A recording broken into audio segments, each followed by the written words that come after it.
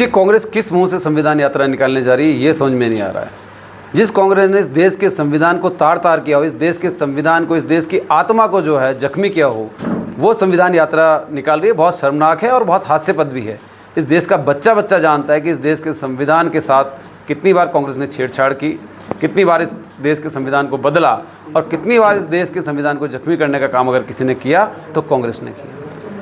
लगातार राहुल गांधी संविधान की बुक को लेकर लगातार हर मंचों पे जाते हैं, क्या ये प्रोपेगेंडा है?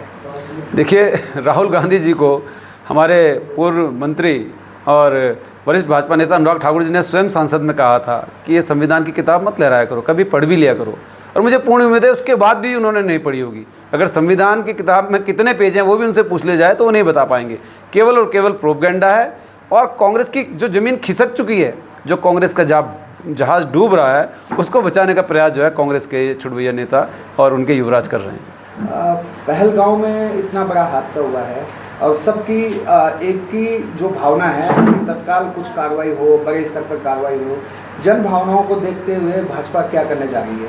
देखिए, ये बहुत बड़ा और सुरक्षा से जुड़ा, देश से जुड़ा मुद्दा है और कब कार्रवाई होगी, कैसे होगी, ये तो जो है बहुत प्रधानमंत्री और वरिष्ठ नेतृत्व का निर्णय है।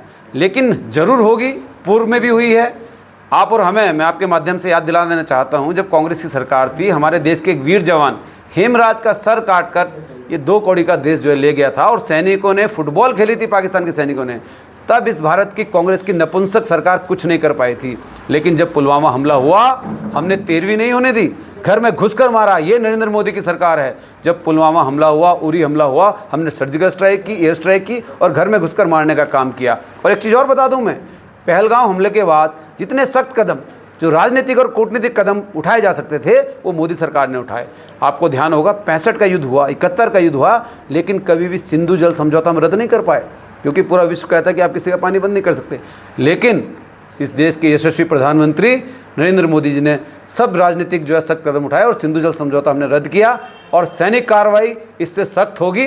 आने वाला देश देखेगा, दुनिया देखेगी कि किस प्रकार जो है अब भाजपा की सरकार अपने एक एक नागरिक का बदला लेगी। एक जवान